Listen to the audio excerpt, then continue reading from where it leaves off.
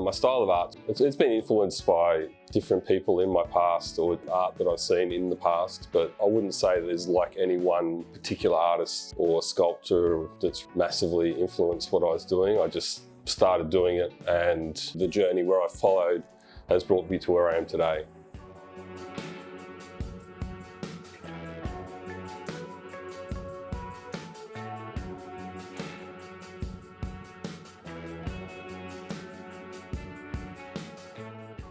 So my name's Ben Pullin. I'm a veteran from Rwanda and East Timor. I started serving in the late 90s. Now I'm a veteran artist. I think art's always been part of my life on some level. From a young childhood living in Canberra, Canberra's very much an arts sort of centric kind of place. Yeah, I guess it's always been part of, a major part of sort of hobby kind of thing, you know. But I never really considered to try to make it into a career. My style of art's a reasonably sort of abstract, figurative kind of style. I do use a lot of recycled and found objects in my works. Because I was sort of a bit of a hobby welder, I started to weld and create pieces just through objects that I'd found. I utilised the shapes and forms to create the sort of style that I wanted to do.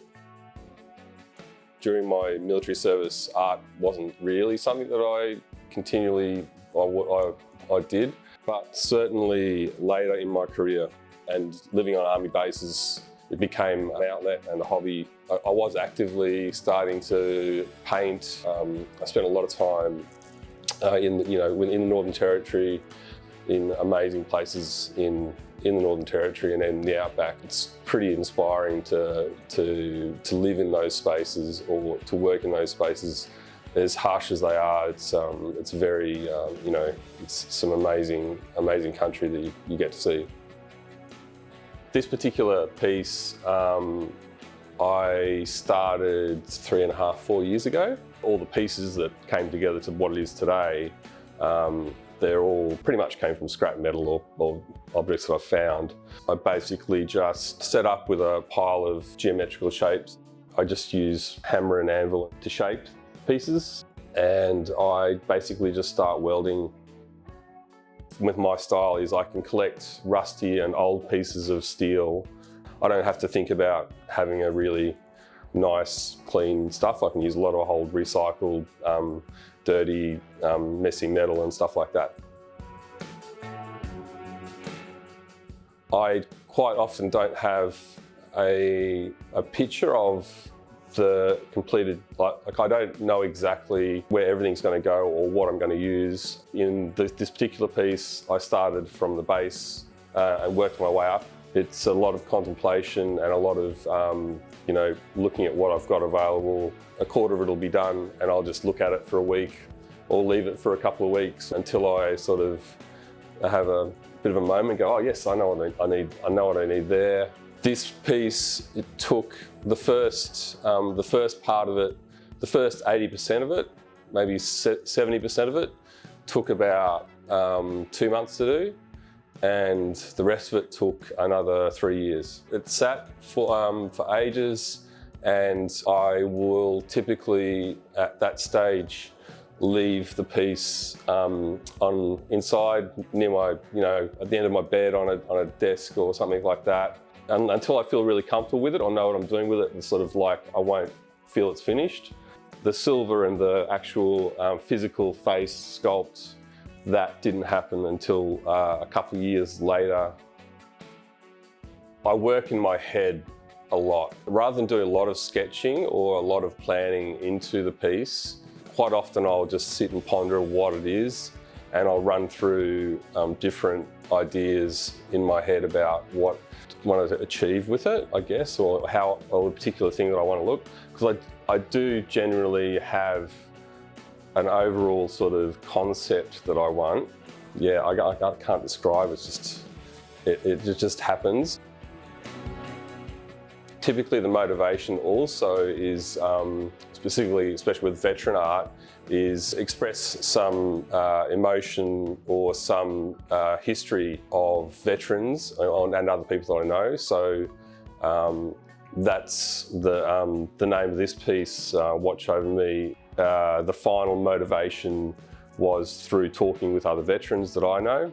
So this piece was dedicated to a particular, a period of time and a guy in Afghanistan.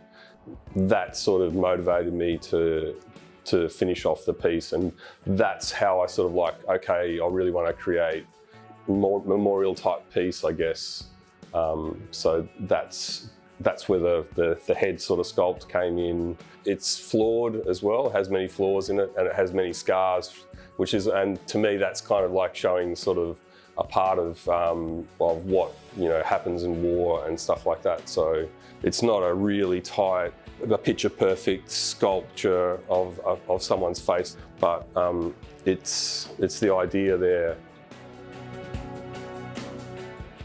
As far as what I'm trying to achieve in creating a piece of art, it's both aesthetics and to generate emotion. And I find that people and portraits, they resonate with veterans. So it's kind of, it's nice to do and cool to do a big picture of a helicopter or a plane or something like that. But without the people in it, it's just an object, and there's not as much story. So I try to get those both in together, I guess.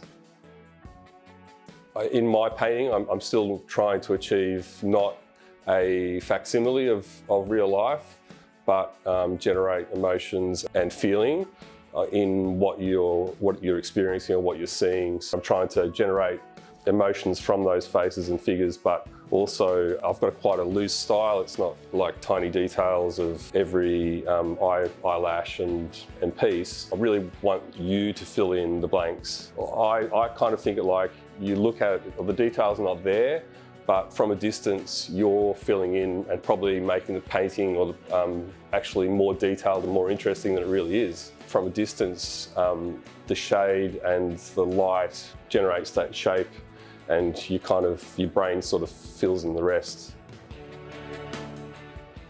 Anyone who wants to do art, do it, and just doesn't matter if you mess it up or if you're not trying to strive to be another artist, exactly the same as another artist. Just continue to do what you do, and hopefully someone will like it.